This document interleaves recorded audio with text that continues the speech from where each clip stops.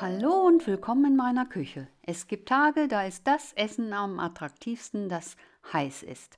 Deswegen mache ich heute Tomaten überbacken mit Feta-Käse.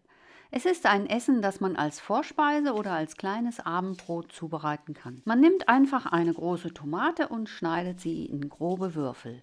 Scheiben lassen sich später nicht so gut essen und gibt sie in eine kleine Pfanne oder Auflaufform.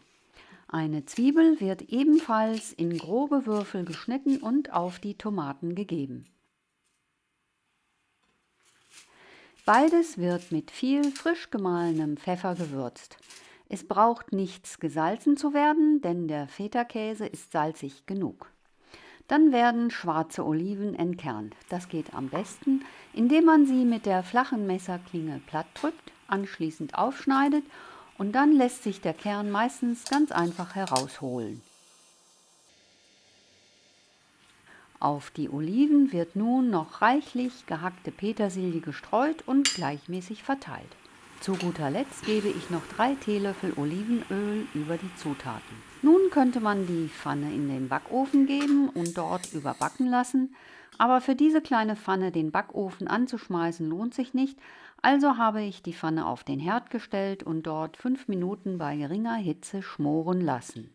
Mit Deckel drauf geht es schneller und es verdampft nicht so viel Flüssigkeit aus den Tomaten. Die Zeit habe ich genutzt, um den Feta-Käse in kleine Würfel zu schneiden. Nun kann man schon mal den Grill des Backofens anstellen. Bis er heiß ist, verteile ich den Feta-Käse auf meinen Zutaten.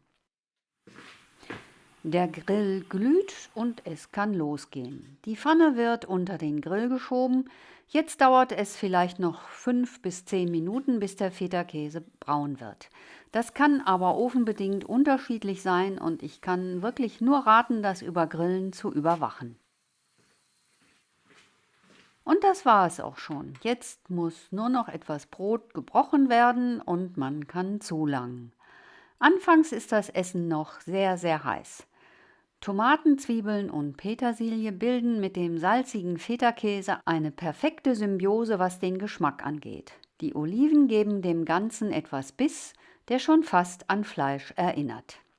Ich hoffe, ihr probiert dieses Essen einmal aus.